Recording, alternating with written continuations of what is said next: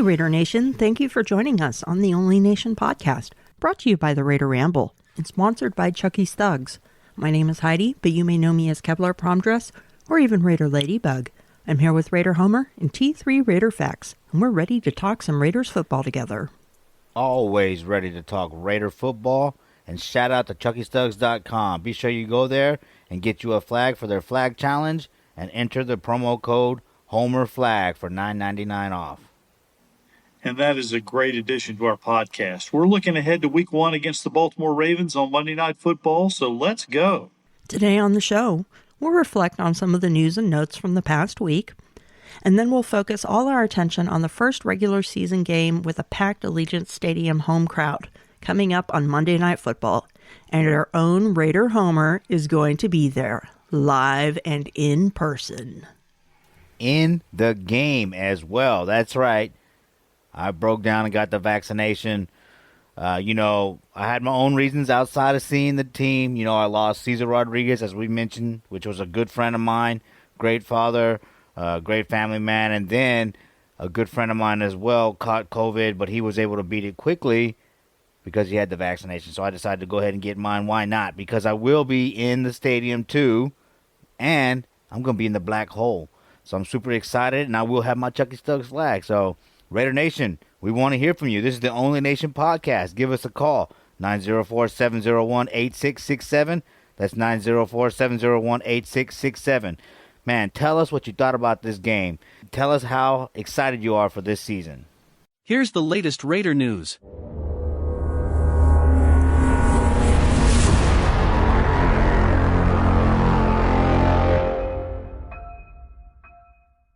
To start the week, the Raiders finally settled on their third running back by signing former Washington football team running back Peyton Barber. The Raiders picked him up from the practice squad, which means he'll automatically go on the 53-man roster. Barber was originally signed as an undrafted free agent by the Tampa Bay Buccaneers in 2016 and spent his first 4 years with the club before moving on to Washington.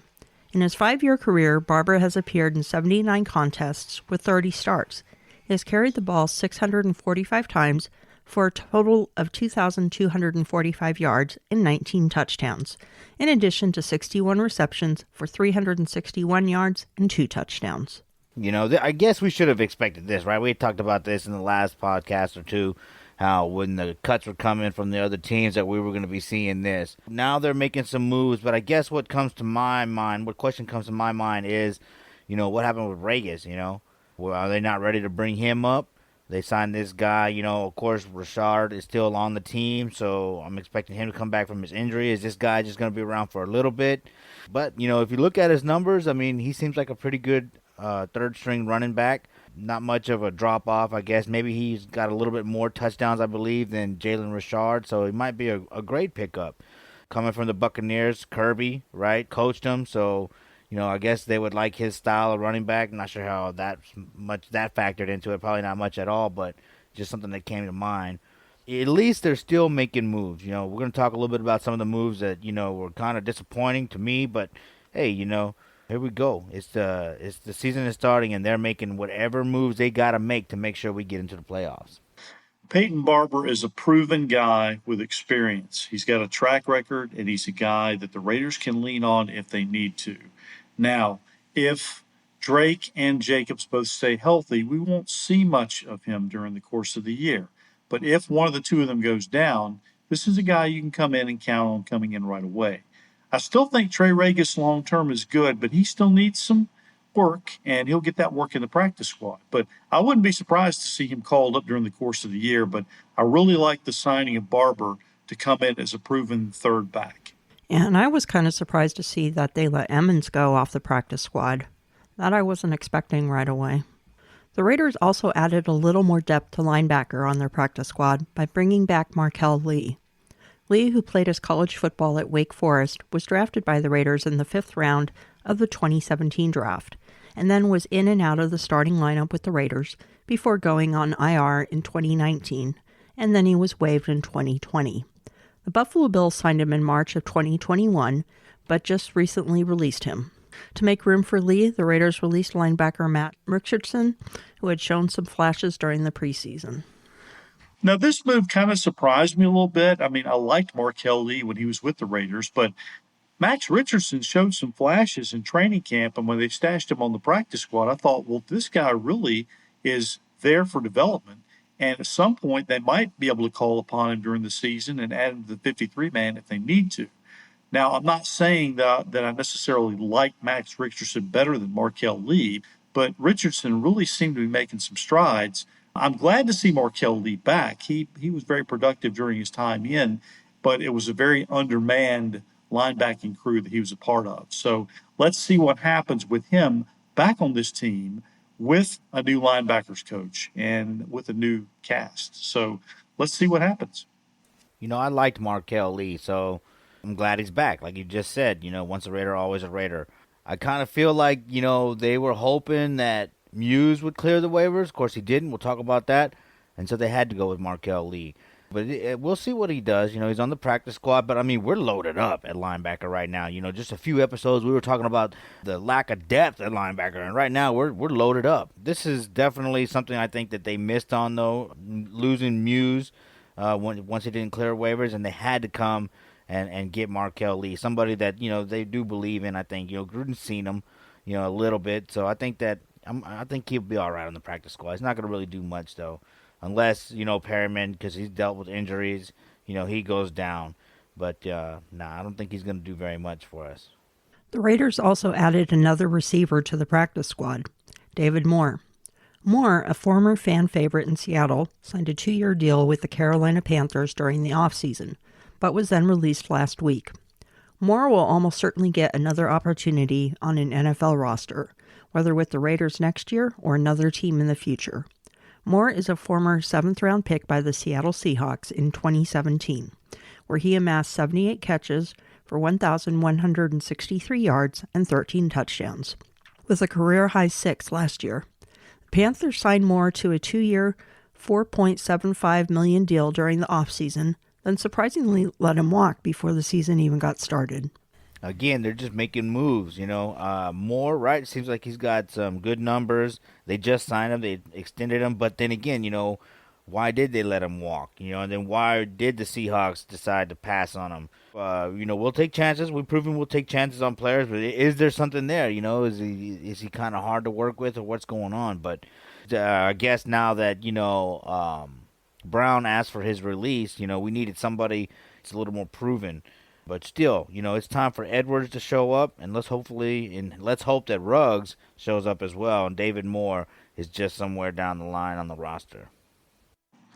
Hey, from all indications, this is a really, really good signing, which is going to go onto the radar. And I'm going to talk about that a little bit later in the show. But I really, really like this signing, and I'll just leave it right there for now. In somewhat shocking news towards the beginning of the week, the Raiders announced the release of 2020 third-round pick Tanner Muse, who spent all of last year on IR and never played a single down of regular season action for the Raiders. Muse cleared waivers and then decided to sign with the Seattle Seahawks practice squad instead of coming back to the Raiders. This is quite a fall for a player who was considered as one of the top linebackers on the Raiders squad just a few weeks ago. The timing was kind of horrible on this. He was released right around the time of his birthday. So, and Seattle picked him up. So on his birthday. They deleted the tweet. On his birthday. So, yeah. That was, you look at it timing wise and you think, here's a guy who was pictured as one of the starting linebackers, and then all of a sudden he's gone.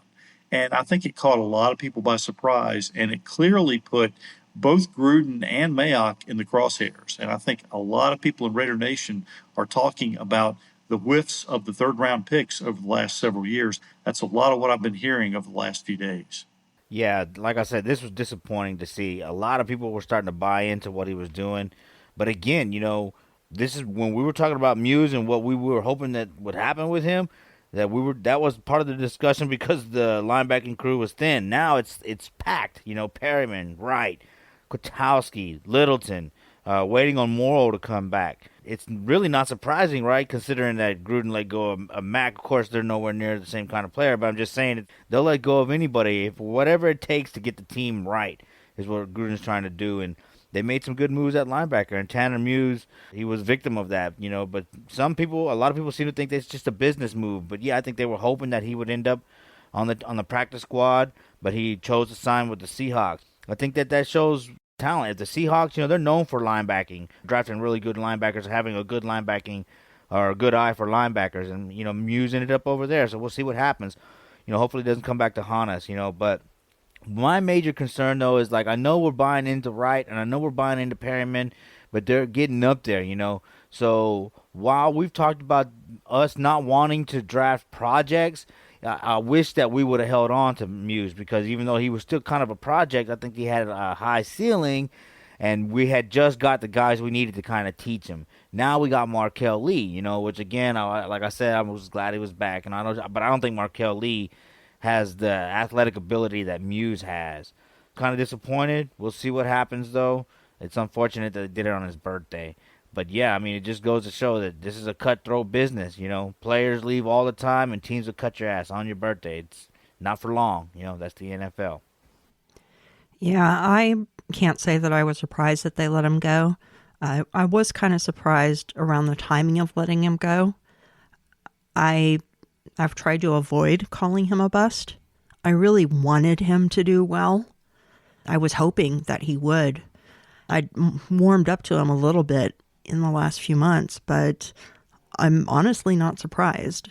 He was drafted as a project in the 3rd round, and once again, they needed a linebacker, so they drafted a different position and wanted to move him into that.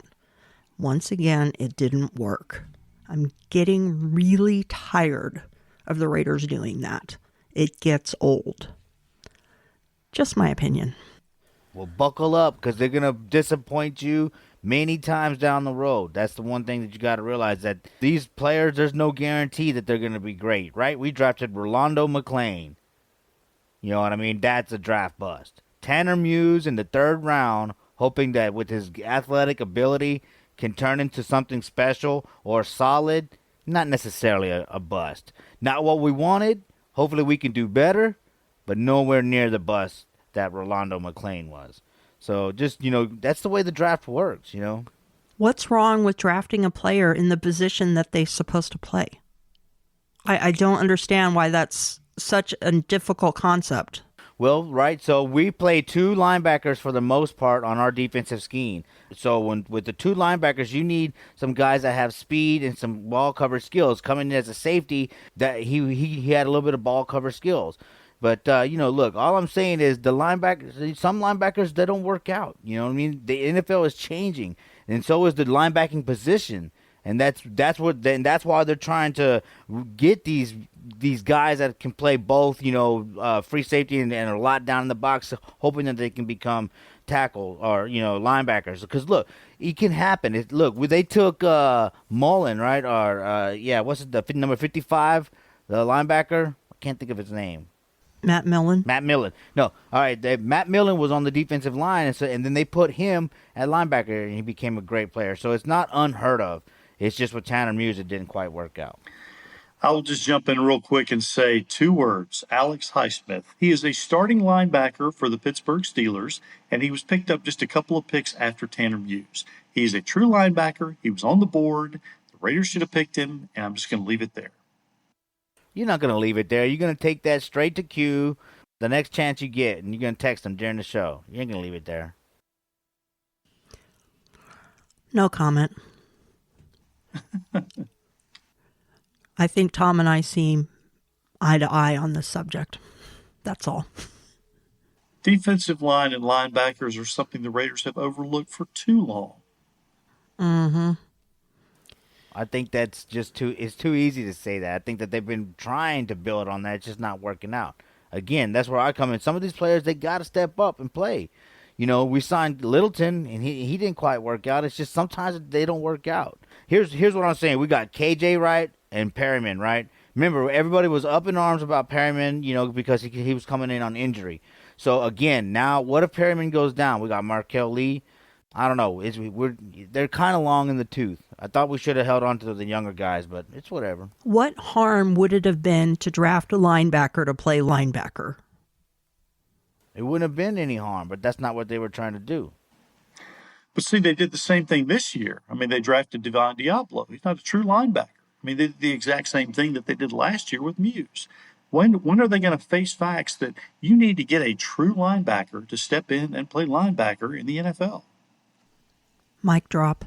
Hopefully this year. So we don't have to have this conversation anymore, right? That would be nice.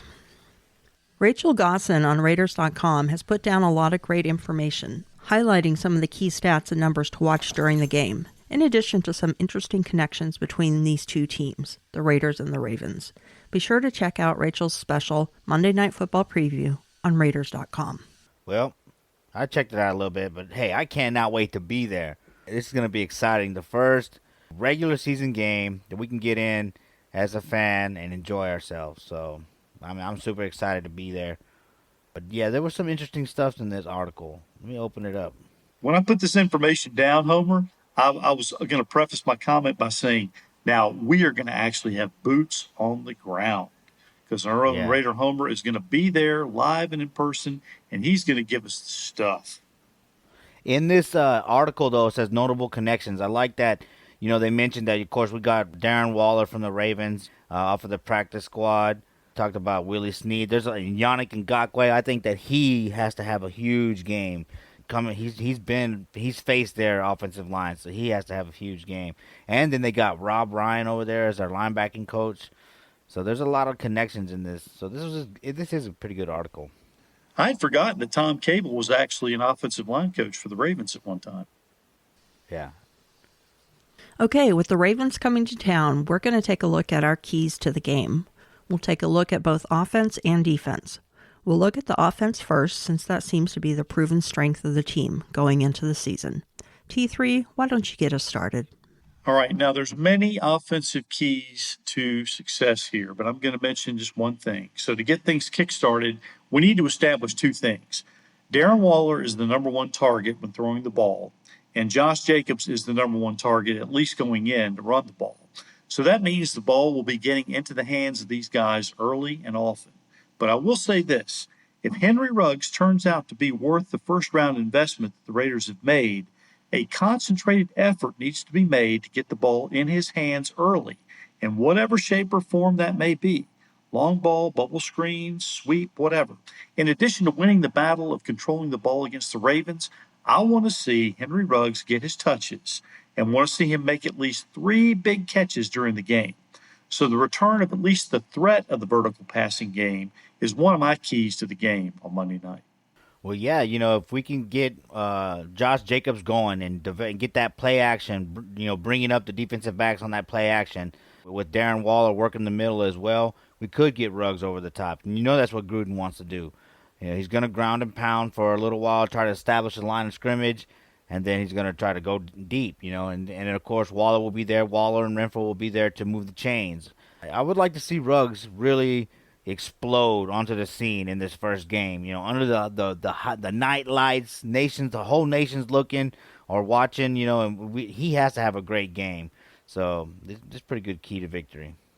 My key is going to be very, very simple. We need to control the line of scrimmage. We need to be able to establish the ground game for Jacobs and for Drake. Waller is a key for sure, but I think the ground game and controlling that line of scrimmage is going to be the key. For running, our line is a little bit stronger than on passing downs, so it'll be interesting to see what we're able to do on passing downs. But I would say the key to the offense is the line. Yeah, I would agree with you here.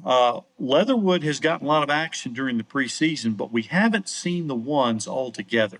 So this is where we really see what Tom Cable has put together in terms of this offensive line. This is also where we get a good chance to see if Richie Incognito is healthy and if he's going to really be able to make a go of it this year, or whether we're going to have to go with John Simpson in a extended reserve role. So Heidi, I highly agree with you. This offensive line exerting their will is definitely going to be a key to the game. Absolutely. You know, I've been saying it over and over. You have to dominate the line of scrimmage. It won't matter whether you're predictable or not if you can control the line of scrimmage. If they know what's coming and you can smash it, in their face over and over and over, that's going to win games. And that's what's going to help with the play action and open up Waller and open up Ruggs. That's what you have. It all starts right there. It all starts right there in the offensive line. And yes, these offensive linemen that we have, great hire than like some of the other guys that left. And as far as running, so I totally expect John Gruden to take advantage of that. The other thing about it though is that with Carr being able to read the defenses like he does, and then distribute the ball quickly, even though a lot of people don't like that he checks down. Because he can do that, he saves a lot of sacks. You know what I mean? So I think that they'll be okay in the passing game, but first you got to establish the run game. So, yeah, being able to dominate the line of scrimmage and really get these young guys going with the run, that's definitely a major key to victory in this game. And then, here are my key, I guess. I was going to go with the offensive line, but I'll just go with this one. Gruden has only won one game out of 4 against the Ravens, and that was when he was with the Bucs in 2002. And I think that Harbaugh is like 5-2 versus the Raiders. So the biggest key to this game is John Gruden out-coaching Harbaugh. All right, we have to get over this Ravens nevermore curse, I guess, that we got. You know what I mean? We can't seem to get over the hump when it comes to them. Derek Carr had a pretty good game that one time that we got the win. I think that was 3 games ago. We've lost the last 2. So John Gruden has to outcoach Harbaugh right now. John Gruden got all his toys.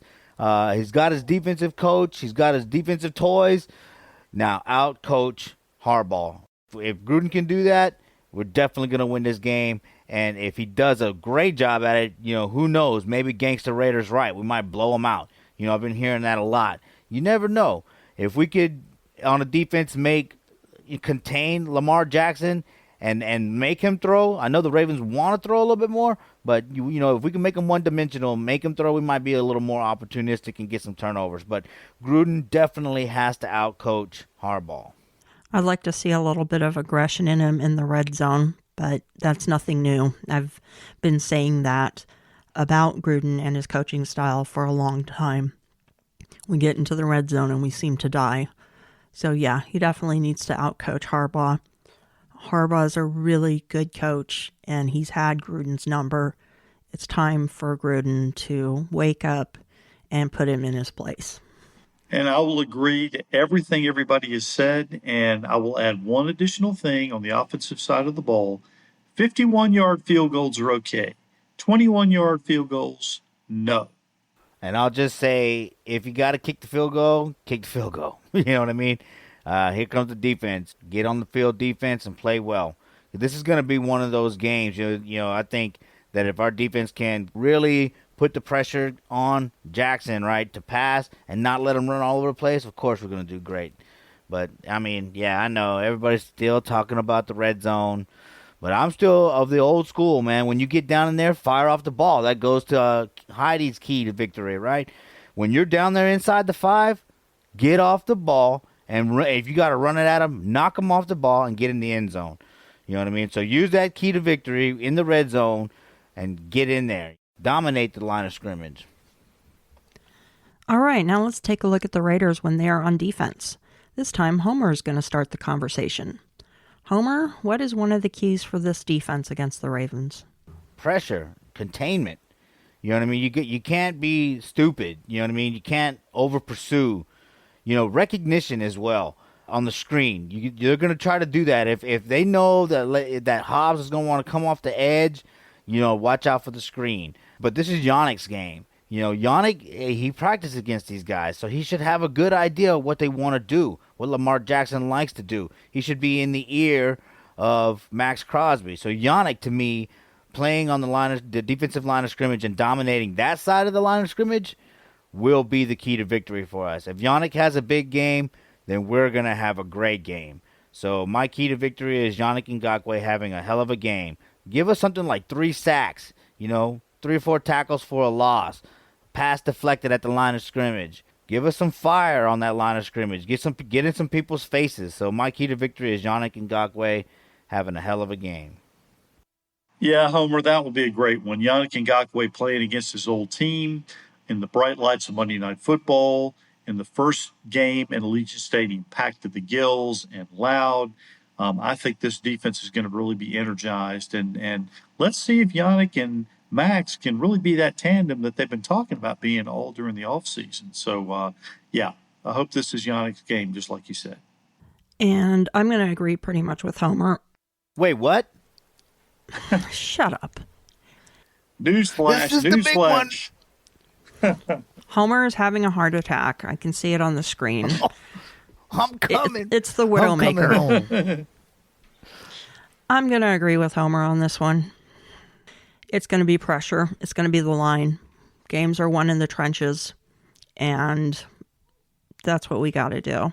I said the offensive line was the key for the offense. I think the defensive line is the key for the defense.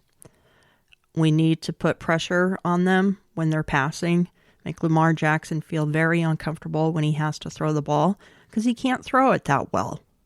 And put him in a position where he has to throw the ball because their running is not getting them anywhere. So that line is going to be crucial. And Ngakoue will be a part of it, but definitely we need the tackles giving pressure on the offense. You already said your key. Yeah, okay. I mean, yeah, the defensive line has to dominate the ball. I mean, the game. That's what I'm saying, though, on both sides of the ball. That's what we're lacking as a team, right? Gruden can call a game, all right? That's already proven.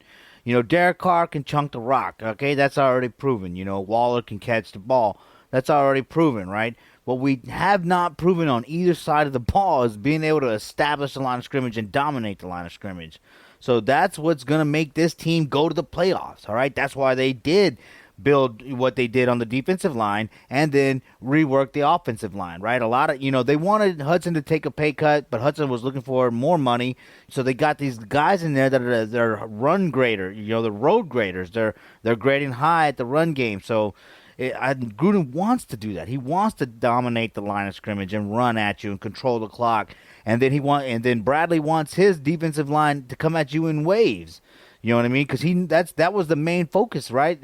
Was of their whole approach. I believe was talking about how they were going to have fresh bodies that were going to come in and rotate and put pressure on the quarterback. Because that's what always helps the defensive backs and the linebackers. When defensive tackles can eat up blocks, the linemen can't get free to go get on the linemen or the linebacker. So dominating the line of scrimmage is important, and that's the only way that we will win, because we do have the skill positions covered, I believe. It's just a matter of getting the line of scrimmage, the big nasties in there, dominating.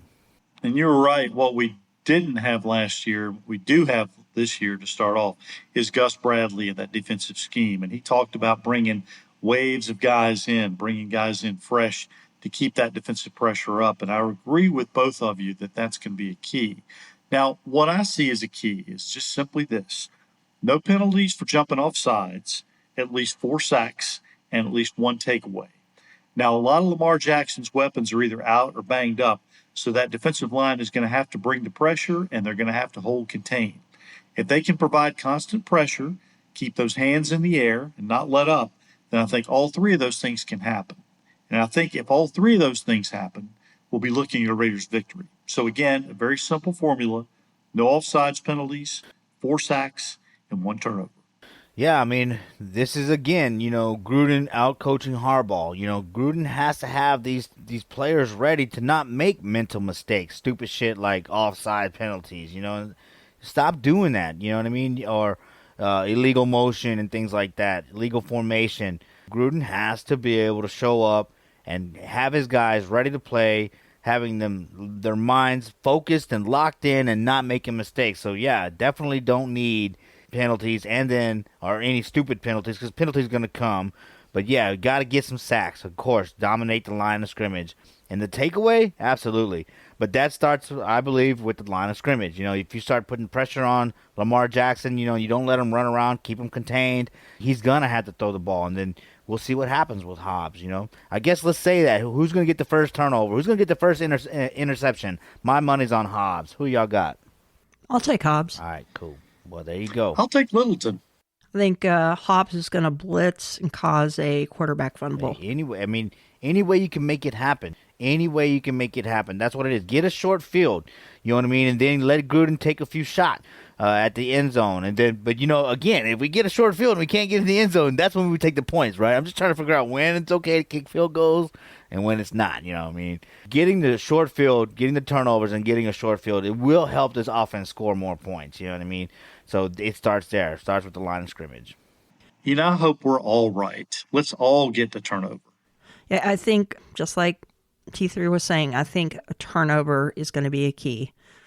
2016, our defense was not that good, but the one thing we did was we generated turnovers, and that made all the difference in the world. That's how we ended up going 12-4. Well, that and 7 fourth quarter comebacks, but yeah. But we were able to win those comebacks because the defense was able to hold us in the game with the turnovers. But yes, Derek Carr was invaluable in those comebacks as well. It helps when you have an opportunistic team. Yes. Okay, T3, how about bringing us your top 3 for the week?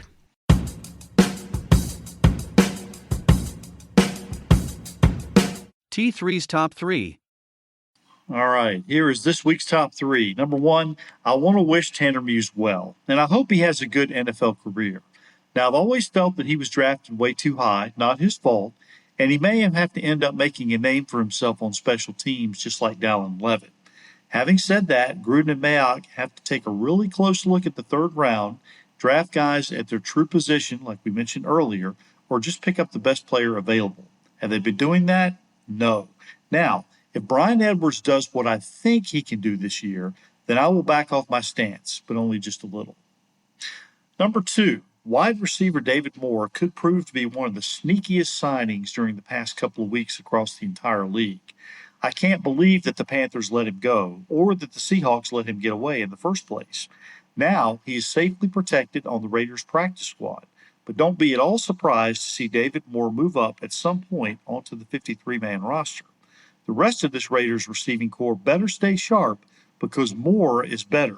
We'll play on words there. And number 3, with running back Latavius Murray recently being cut loose by the Saints, I've already heard rumblings within Raider Nation to bring him in. Look, he's going to cost way too much money to sign, and he doesn't want to come to Vegas where he's automatically designated as the third back. He wants to play, and he will end up as a starter somewhere, just not in Vegas. And that is this week's top 3. I always saw Tanner Muse as a special teams giant. I think that is where he's going to leave his legacy with whatever team he ends up starting on. Not that he'll be a starter, but he'll be like a special team starter. Whether it's the Seahawks, whether it's another team, I think he's just going to be a special teams warrior, and he's going to be good at it. But he's just not one of the best linebackers out there. And it's true. It's not his fault that he was drafted that high. It was a mistake. I do think that Brian Edwards is going to prove that you're right about what you think he can do. Brian Edwards is probably the best, most complete wide receiver that we have on the roster. He's going to do great this season. I have no doubt about that. David Moore, I really don't know that much about him, but if you think he can be a really good sneaky signing, I'm all ears. I'll take a look at him for sure. And Latavius Murray, I think he's at the point in his career that he could be signed cheaper. But you're right, he is going to want to play. He's not going to want to be relegated to the third running back role. So I don't see him settling, coming back to the Raiders. But I do think that the price tag would be reasonable. Man, my boy Tanner Muse, man, did not make the cut, man. They had a lot of people believing that this dude was about to play, and I think that he is going to be a good linebacker in the NFL. Look, he ended up on the Seahawks. They're known for developing and having good linebackers, so we'll see what happens. It's still young. And then, the draft history in the third round, man, Lynn Bowden probably being the biggest bust, right? Tanner Muse being a disappointment. We'll see what Brian Edwards does. Remember in 2019, they had no third-round picks, you know what I mean? And then Malcolm Koonce. I still think that Malcolm Koonce, he played well. I think he'll be a good third-round pick. And then Divine Diablo. We'll see what happens with him. But I mean, I know we're not exactly happy to draft the DB and try to play linebacker, but again, a lot of people were high off of Divine Diablo more so than they were on Tanner Muse. It's kind of tricky. I wish that we could hit home runs on all of them, but I'll take Alex Leatherwood, who played well in the preseason and looks like he's going to be a good professional. Trayvon Morag, you know what I mean? Nate Hobbs in the 5th, right? Gillespie in the 4th, right? Morrissey, you were high on Morrissey, and he made the 7th. You know what I mean? Some of these players are good, that they're still hitting on in different areas, right? Amik Robinson in the 4th, right? John Simpson in the 4th. Yeah, there's some pretty shitty picks in the 3rd round, you know what I mean? But, I think that they've done well. Foster Moreau in the 4th. Renfro in the 5th. You know what I mean? Mullen in the 2nd. So overall, I'm still gonna go with like a B+ on this Mike Mayock draft, history. But yeah, it would be great if Tanner Muse would have worked out, but he didn't. All right. So anyways, whatever. David Moore, yeah, I guess he's a good signing. When Brown left, you had to do something, right? But still, man, Ruggs, this has to be his year. We cannot hear David Moore's name in the middle of the season, because if David Moore is playing like Nelson Aguilar, then we should be worried about the other picks that we made more than Tanner Muse, but I don't think that it's going to get to that situation. And then Murray, I don't know why Raider Nation would want him back. He ran way too high. Remember when he got knocked out versus the Steelers? That changed that game. Jacobs is a much better running back. And then, Drake is about the same size as Murray, but can do a lot more coming out of the backfield, I believe, and then running it up the gut. You look at Drake's highlights, going up the middle, he was still being able to turn his legs and get loose and things like that. So I'm happy with what we got. But yeah, that's it for T3's top 3, or at least my opinion on T3's top 3. Yeah, Murray was never the same running back after that hit. He lost something with it. Give us a call at 904-701-8667. Leave a voicemail or text message at that number, or send in a message via social media, and we'll share your thoughts. And this week on the Raider Roots podcast, it is already out, and it is the retelling of Super Bowl II, when the Raiders took on the Green Bay Packers. Check it out, Raider Roots podcast. A great rendition done by T3 again. And I don't think you're going to hear very many play-by-plays on Super Bowl II. I went to a lot of time and effort to do this. So hopefully you enjoy it and realize that at points, the game was a lot closer than the outcome. And now I think it's time to find out what Homer knows or doesn't know.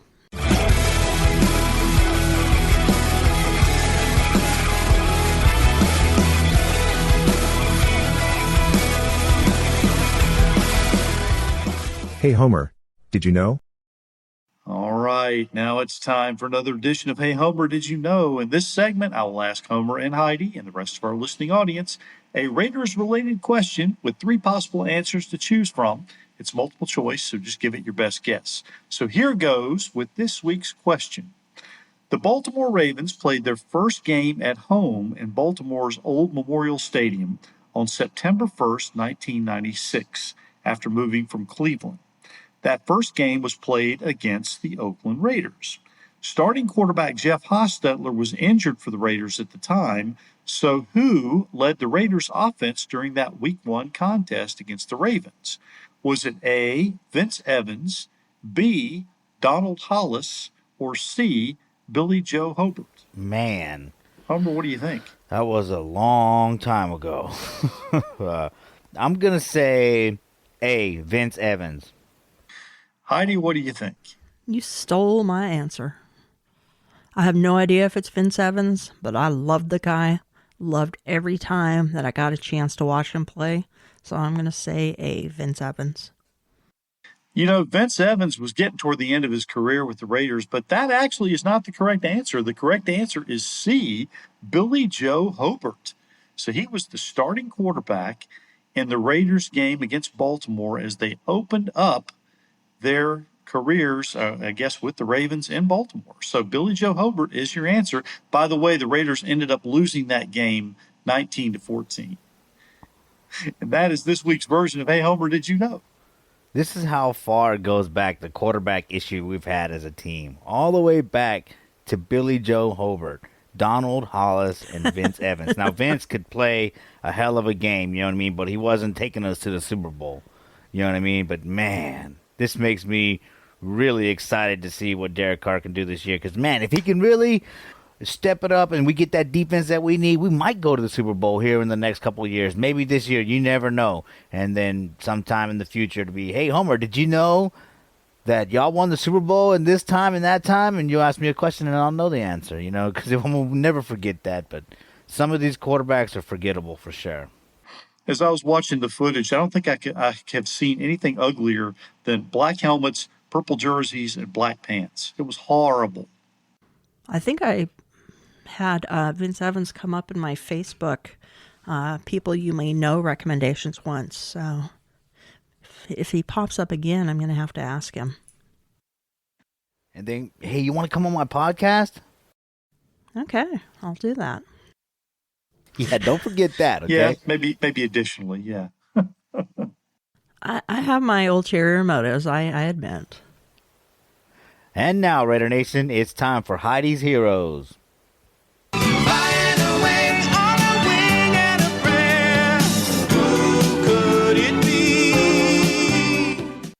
You know, before I moved up to Alaska, I had a job at an event center. And what I did was I was a guest services supervisor. I did that for 14 years. If there was a problem at an event, I was the one that got to solve it. Put out a lot of fires, some of them literally. Just reminds me of the effort that it takes to put on a contest like the Raiders are going to put on. My heroes this week are the unseen workers of Allegiant Stadium. The guest services workers, the security workers, the concessions workers, the engineering, maintenance, housekeeping workers, the club hostesses, the suite hostesses, hosts. My heroes for this week are going to be everyone who's putting in all the work to open the stadium for how many fans is it? 65,000 fans coming up on Monday? Yeah, I mean, that's inside the stadium. At least. Yeah. Those are my heroes. Well, those are the ones that I would know. Those are the ones that I can relate to. It's a lot of hard work. You don't get a lot of recognition. But to those of you who are going to be putting on the stadium show, who are going to be putting the game on, I salute you, and you're my heroes this week. And I totally agree with that. And you know what? There's going to be a lot of happy workers because they would have loved to have been able to open up Allegiant Stadium to the masses last year. Didn't get a chance to do that. Everybody's itching to get in that stadium. It is a beautiful facility. It is the facility in the NFL, in my opinion, even though I've never been there yet. But I'll tell you what, the fans are going to just chomp at the bit to get there. I think they're going to be happy as can be to get in there. And I think they're going to treat those workers pretty well. I think they're going to be appreciative to be where they are.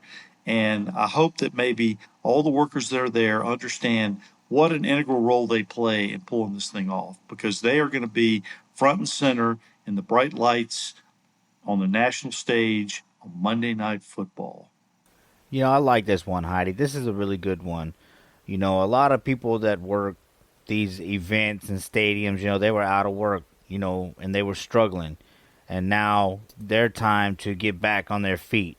And, you know, they did risk themselves, you know, in certain situations where, you know, they could have caught COVID. Remember, when you get the vaccine, you can still catch COVID. So they're still out there, you know, working and putting themselves and their health on the line, you know, just to make, you know, a living, you know what I mean? And it's nice to give recognition to the everyday people that make this world go round. You know, we do our little podcast, or, you know, we might dress up during the games or whatever, you know, but, you know, we don't always stop to be thankful for the people that are handing us that beer or handing us that food so that we have something to puke that beer out. But, and then somebody to clean up the puke. I mean, look, it can keep going and going, you know what I mean? So, kudos to all the people out there that are working their ass off to keep Raider fans happy in Allegiant Stadium. And I'm glad y'all are back to work. and ready to keep on going in this game we call life. Yeah, it can be a tough job, but let me tell you, the one thing that I knew I would miss when I left California, I knew I would miss that job, and I do. I really do. It was quite a job. And that about does it for this week on the Only Nation podcast. Next week, we'll be running a little bit late again because the game will be on Monday night. And we don't want to record before, we want to record after. So look for our episode a little bit later next week again. If you'd like to help support the show, buy us a hot dog at buymeacoffee.com/onlynationpod. You can find me, Heidi Stabbert, on social media as @KeplerPromDress on Twitter and Instagram, or Heidi Stabbert on Facebook. You can also find me on YouTube on Captain Jack Rackham's channel every other Tuesday night. I join the DC Wench Peggy Holmes and Andrea Trask on the Campton and Wenches Show. All right, Raider Nation, man, it is here. That's it, man. It's here. Football season's here. We're going in Monday Night Football, home opener. Raider Nation is going to invade Vegas. Cannot wait to get there. All right, hey, and I just want to remind you to go to chuckystugs.com and get your flag. You get it in that stadium, they're going to give you $500. You know what I mean? As long as it's seen and you can show them some documentation. Just hit record on that DVR, and they'll give you $500 if you get that flag on TV. Just enter promo code HomerFlag for $9.99 off. And then you can find me anywhere. Just go to theraiderhomerchannel.buzzsprout.com. There you'll find links to all my social media accounts as well as my links to my podcasts. So thank you, Raider Nation. And don't forget about jr60brands.com as well. All right, Raider Nation, we want you with us every step of the way during the regular season.